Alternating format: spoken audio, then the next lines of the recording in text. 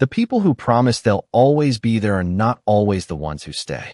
Sometimes, the stranger who owes you nothing becomes the only person who remembers your name.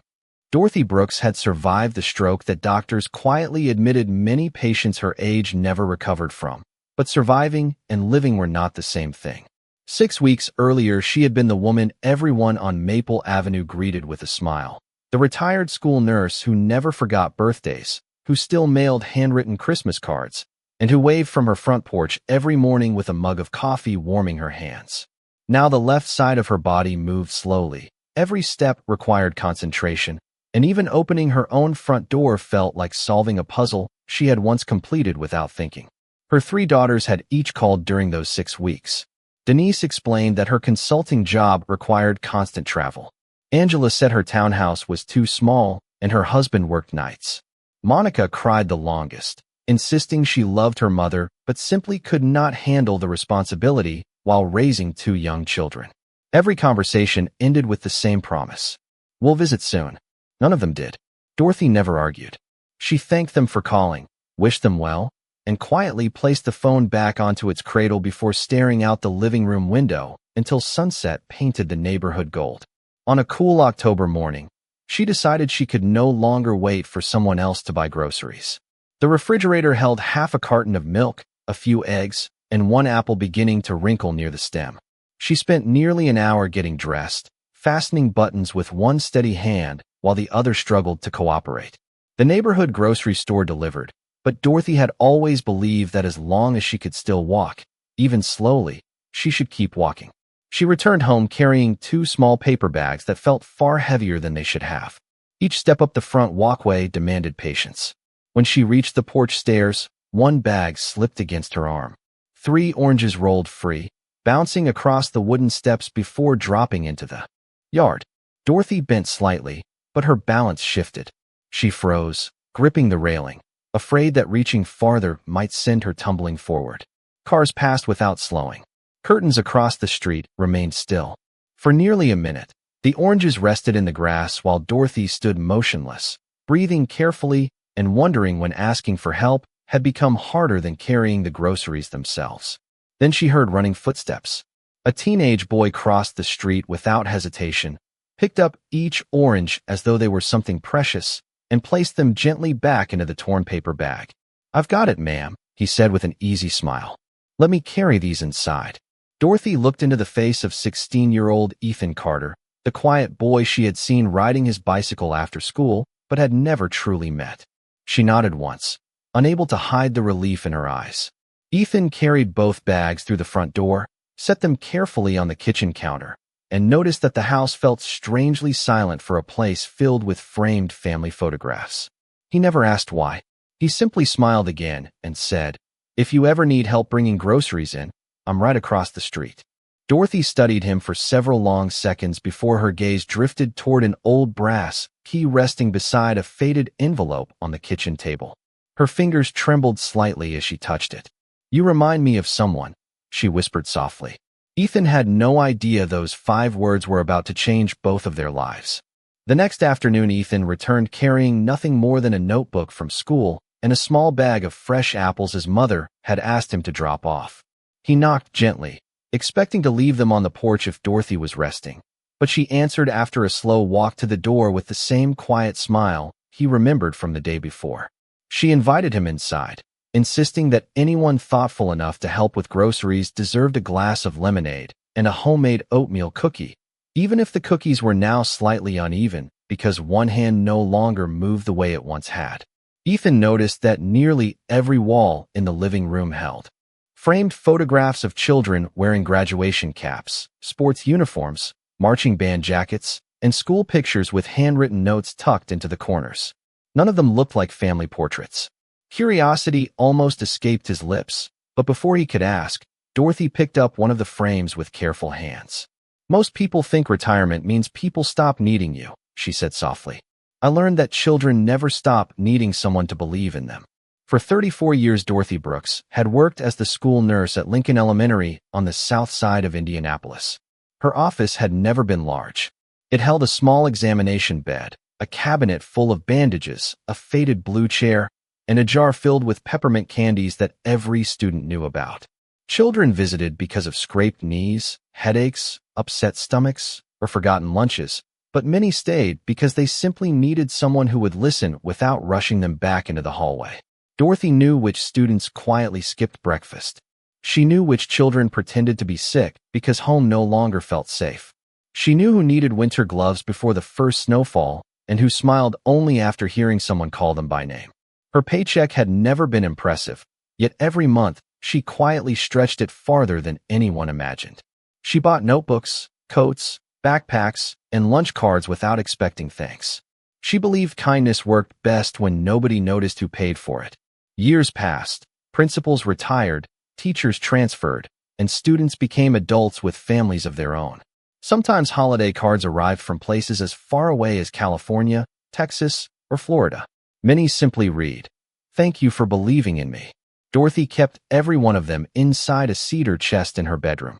Ethan listened without interrupting, surprised that someone who had touched so many lives now spent afternoons alone in such a quiet house. As the sun lowered outside the windows, Dorothy slowly stood and walked toward the hallway.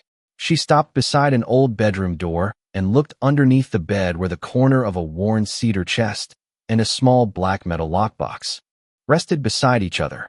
Her fingers brushed the brass key Ethan had noticed the day before. She smiled, although her eyes carried the weight of memories she had not yet shared. "There are stories inside those boxes that even my daughters have never heard," she whispered. "I always thought there would be more time." Ethan looked at the unopened lockbox, then back at Dorothy, realizing that the quiet woman everyone seemed to overlook had lived a life far larger than anyone on Maple Avenue could possibly imagine. From that afternoon forward, Ethan found reasons to cross Maple Avenue almost every day. Sometimes he carried a fresh loaf of bread from his mother. Sometimes he stopped by after football practice to replace a burned-out porch light or rake a blanket of autumn leaves from Dorothy's front yard before the evening breeze scattered them again. None of it felt like a chore. Dorothy always thanked him with the same gentle smile and a story that somehow made ordinary afternoons feel important. One evening, while they sat on the porch watching the neighborhood settle into silence, Ethan finally asked the question that had been resting quietly in his mind. "Do your daughters know about all those letters?" Dorothy looked toward the row of maple trees lining the street before answering. "They know I kept them. They never asked to read them." There was no anger in her voice, only acceptance that sounded far older than 74 years. She explained that Denise had always chased success with remarkable determination. As a little girl, she had dreamed of seeing the world, and eventually she built exactly the career she wanted. Angela had devoted herself completely to creating the perfect home, filling every hour with schedules, responsibilities, and expectations that left almost no room for unexpected burdens. Monica, the youngest, had always carried the softest heart, but she also worried more than anyone else. Life had convinced each of them that there would always be another holiday, another birthday, another visit, another chance to spend time with their mother. Dorothy admitted that she had spent decades encouraging their independence. She had celebrated every promotion, every new home, every accomplishment, never wanting them to feel tied down by guilt.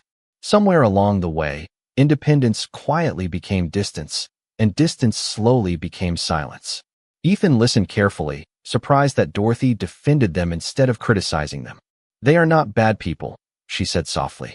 "They are simply living lives that move so fast they forgot time moves differently for someone my age." The word stayed with Ethan long after he walked back across the street that evening. The following Saturday, he returned carrying a toolbox because he had noticed the loose railing beside Dorothy's front steps. While tightening the final screw, he heard laughter drifting from inside the house.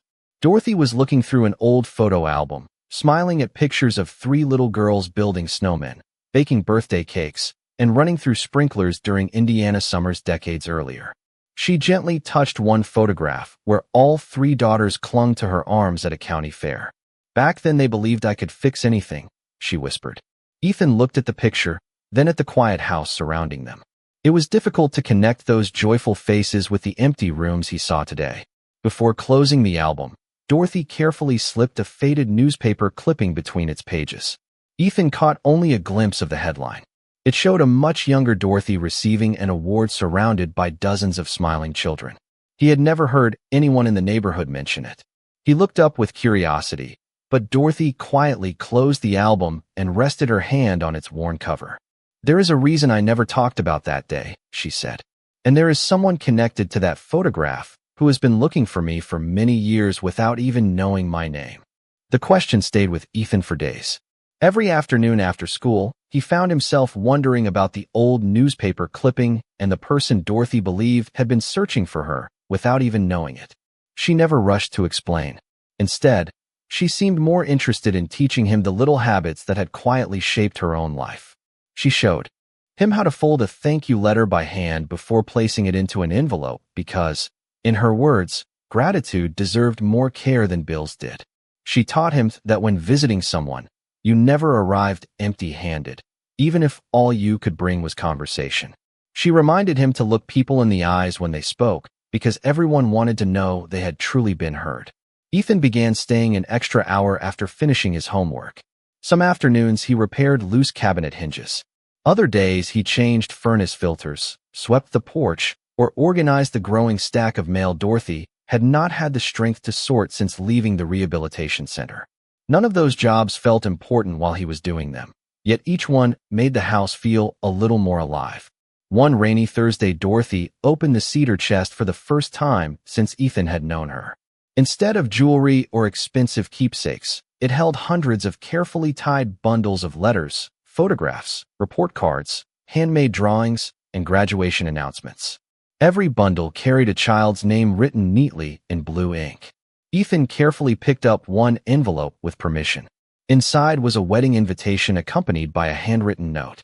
"Thank you for teaching me that being kind was never a waste of time. I hope to raise my children the way you believed I could become." Another letter came from an emergency room physician in Seattle. Another from a firefighter in Ohio. Another from a woman who had become the principal of an elementary school in Georgia. Dorothy smiled as she watched Ethan slowly realize what he was holding. "People think a nurse only hands out bandages," she said quietly. "Sometimes the most important thing you give a child is the feeling that somebody expects them to have a beautiful future." Ethan looked around the room with new eyes. The quiet house no longer felt empty. It felt full of lives that had passed through it without ever entering its front door. Late that afternoon, someone knocked unexpectedly. Dorothy assumed it was the mail carrier, but when Ethan opened the door, he found a delivery driver carrying a large bouquet of white lilies with no return address, only a small card tucked between the flowers. Dorothy adjusted her glasses and slowly read the message aloud. It simply said, "Thank you for changing my life when I was 9 years old. I have finally found the right street, but I am still trying to find the right house. I will see you soon." There was no signature. Dorothy sat perfectly still, gently tracing the edge of the card with her fingertips, as though recognizing handwriting she had not seen in decades. Ethan looked from the flowers to the old newspaper clipping resting beside the cedar chest. For the first time, he understood that whoever had written that note was not remembering a small favor. They were remembering the person who had changed the direction of their entire life, and they were already on their way to Maple Avenue. 3 days passed without another message, but Dorothy seemed different after the flowers arrived. She smiled more often, yet there was also a quiet anticipation in her eyes that Ethan could not quite understand. Early Monday afternoon, a dark blue sedan pulled slowly to the curb in front of the house.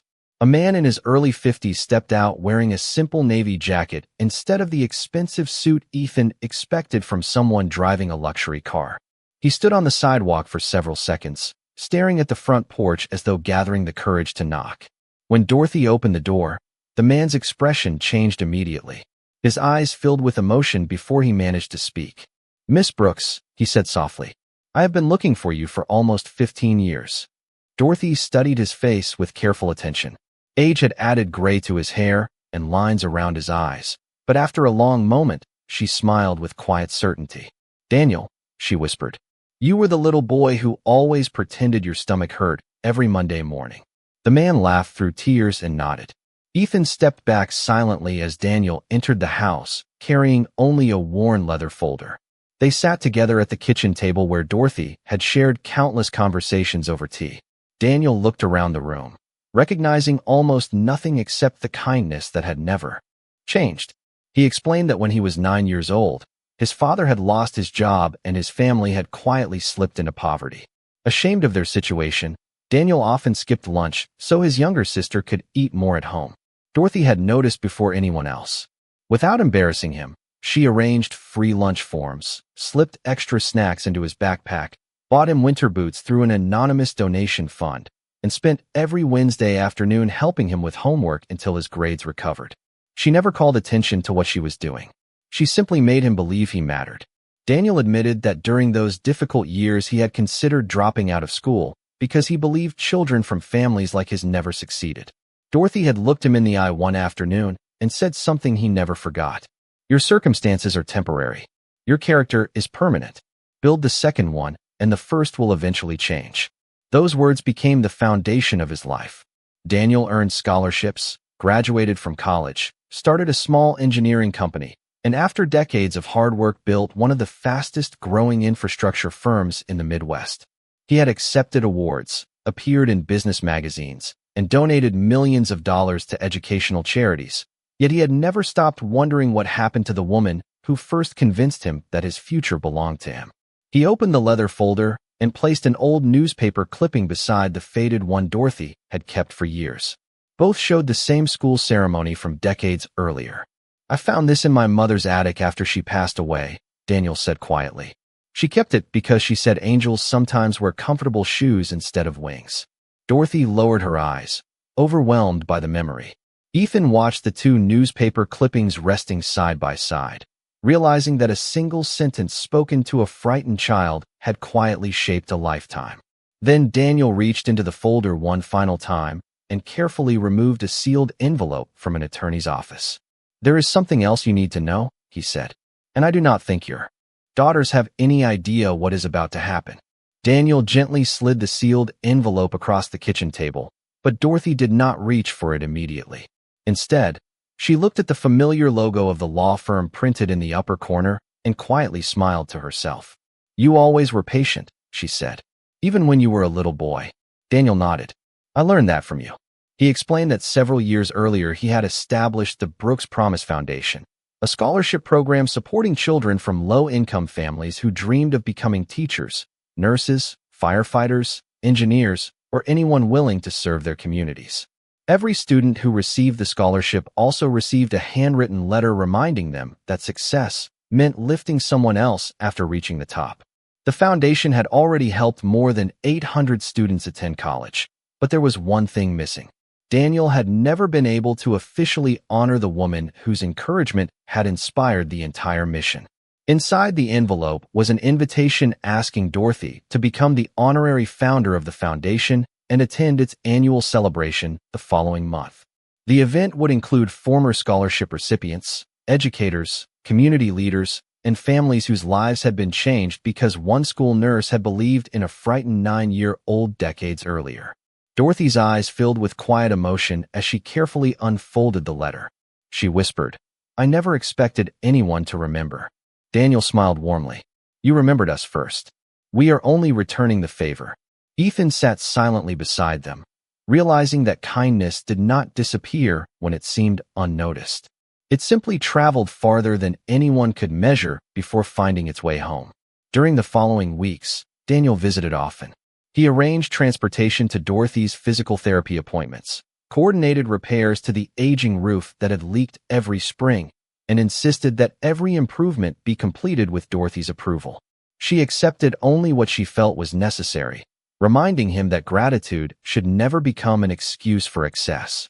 Meanwhile, Ethan continued his daily visits, helping with dinner, sorting the endless bundles of letters, and listening as Dorothy shared stories connected to each name. Every letter represented a child she had quietly encouraged, yet she remembered each one without hesitation. Then, one cold November morning, Dorothy struggled more than usual while preparing breakfast. She insisted she was only tired, but Daniel noticed the fatigue in her face and persuaded her to visit her physician for a routine evaluation. The examination revealed nothing immediately dangerous, yet the doctor encouraged additional rest and fewer household responsibilities while continuing rehabilitation. Dorothy agreed with a gentle laugh that she was finally old enough to start listening to medical advice. That evening, after returning home, she asked Ethan to bring the cedar chest and the small black lockbox into the living room. She carefully placed the brass key into the lock and opened the box for the first time in years. Inside rested neatly organized legal documents, family photographs, and a handwritten journal tied together with a blue ribbon. Dorothy looked at both Ethan and Daniel before speaking softly. There are some decisions every person eventually has to make while they can still make them clearly. She rested her hand on the journal for a long moment before adding, "Tomorrow morning, my attorney is coming here, and before this week is over, my daughters will receive a phone call they never expected." By the end of the week, the quiet house on Maple Avenue welcomed more visitors than it had seen in years. Dorothy's attorney, Margaret Ellis, arrived carrying a leather portfolio filled with neatly organized documents. She spent nearly 2 hours with Dorothy, reviewing every page slowly and making certain every decision reflected Dorothy's own wishes. Ethan remained in the kitchen preparing tea while Daniel stepped outside to give them privacy. When the meeting ended, Margaret shook Dorothy's hand with unusual warmth instead of formal distance. "You have built something far more valuable than an estate," she said. "You have built a legacy." Dorothy smiled gently. "Then let us make certain it continues serving people after I no longer can." That afternoon, Margaret placed 3 separate phone calls. Denise answered from an airport terminal. Angela stepped away from a neighborhood association meeting. Monica picked up while waiting outside her daughter's piano lesson. Each daughter received the same message. Their mother had completed important legal planning and requested that they attend a family meeting the following Saturday. None of them were told why. For the first time in months, all 3 immediately rearranged their schedules. Denise assumed it involved property. Angela wondered whether the house needed to be sold. Monica quietly feared her mother's health had worsened. Saturday arrived beneath a clear November sky. The sisters pulled into the driveway within minutes of one another, exchanging polite greetings that carried the awkwardness of people who shared history but rarely shared time anymore. They were surprised to see Daniel's car parked outside, and even more surprised when Ethan answered the front door with an easy smile, inviting everyone inside, as though he had become part of the household. Denise whispered to Angela, asking who the teenager was. Before anyone answered, Dorothy slowly entered the living room using her cane. Her daughters immediately embraced her, each expressing concern, each apologizing for being so busy. Dorothy accepted every hug without judgment. She did not mention missed visits or unanswered messages. Instead, she introduced Ethan and Daniel simply as 2 people who had become dear friends. Conversation remained polite until Margaret Ellis opened her portfolio. She explained that no documents would be signed that afternoon because everything had already been completed according to Dorothy's instructions. This meeting existed for one reason only. Dorothy wanted her family to understand the decisions she had made while she was still able to explain them herself. A heavy silence settled across the room. Dorothy looked at each daughter with unmistakable affection before speaking. "I raised all 3 of you to build beautiful lives," she said. "You succeeded beyond anything I ever imagined. I have never been disappointed by your accomplishments. My only sadness is that somewhere along the journey, we all believed there would always be more time." Monica quietly lowered her eyes. Angela reached for a tissue. Denise remained still, listening more carefully than she had in years. Dorothy then lifted the blue ribbon from her handwritten journal and placed it gently beside the legal papers. "Everything I own has already been accounted for," she continued. "But before anyone learns where anything is going, there is one story none of you have ever heard. It is the story that explains every decision waiting inside those documents. And when I finish telling it, I believe every one of you will finally understand why this family meeting could never have happened any sooner." Dorothy rested both hands on the blue journal before opening it to the very first page. The handwriting was steady, written years before the stroke had ever entered her life. "I started this journal on the day I retired," she said quietly. "Not because I wanted people to remember me, but because I was afraid I would someday forget how grateful I had been for the life I was allowed to live." She began reading short passages that described children whose names had long since faded from school records but had never faded from her memory. One entry told of a little girl who arrived every Monday wearing the same sweater because it was the only warm clothing she owned. Another described a shy boy who spent every lunch period in the library because he could not afford a meal. Dorothy never wrote about what she gave them. She wrote about who they became. Engineer, teacher, police officer, nurse, parent, volunteer, neighbor. She closed the journal and looked toward Daniel. "You were never the only child who changed my life," she said.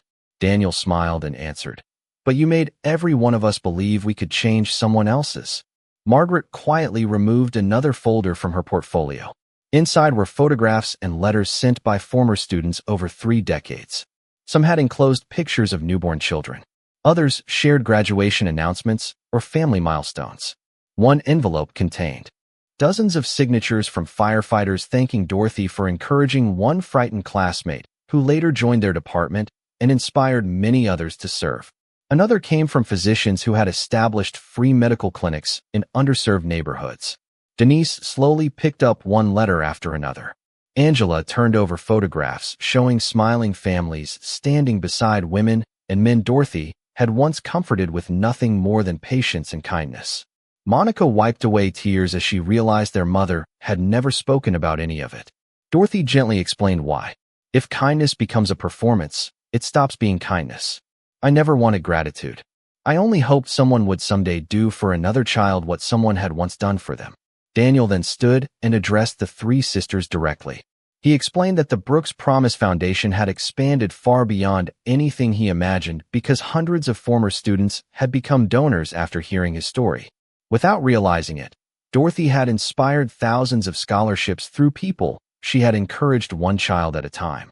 The room fell completely silent. Margaret finally unfolded the last document.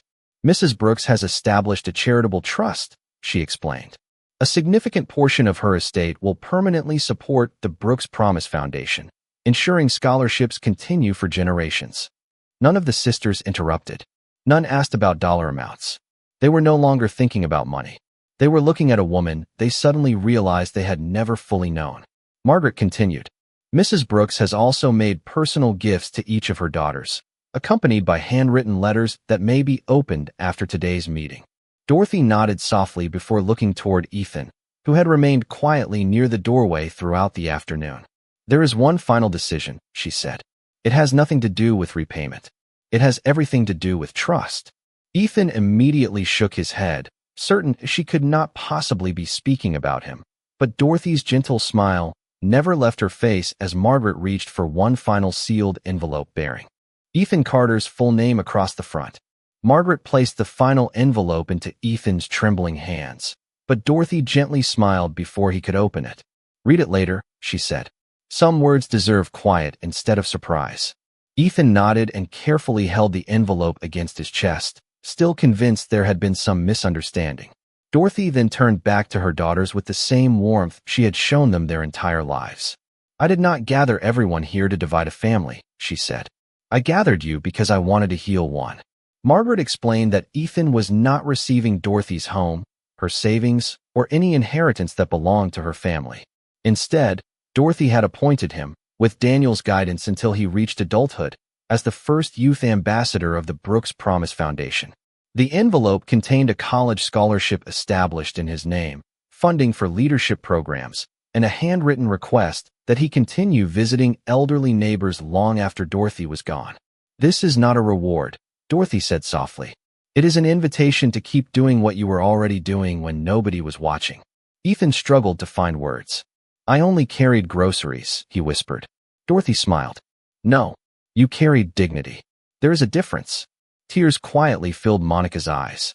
Denise looked toward Ethan and then toward Daniel before finally speaking the question none of them had wanted to ask. "Mom, why did you never tell us any of this?" Dorothy reached across the coffee table and gently took her oldest daughter's hand.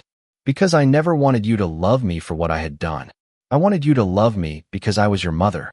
The rest was never the important part." The room remained silent for several moments before Angela quietly admitted that she had spent years assuming there would always be another weekend to visit, another holiday to postpone, another phone call to return later.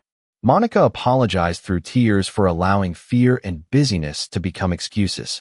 Denise simply stood, walked across the room, and embraced her mother without saying another word. It was the longest hug they had shared in decades. The following month, the Brooks Promise Foundation held its annual celebration in a community auditorium filled with students, teachers, volunteers, and families whose lives had been touched by one person's quiet kindness. Dorothy received a standing ovation that lasted several minutes, but what mattered most to her was not the applause.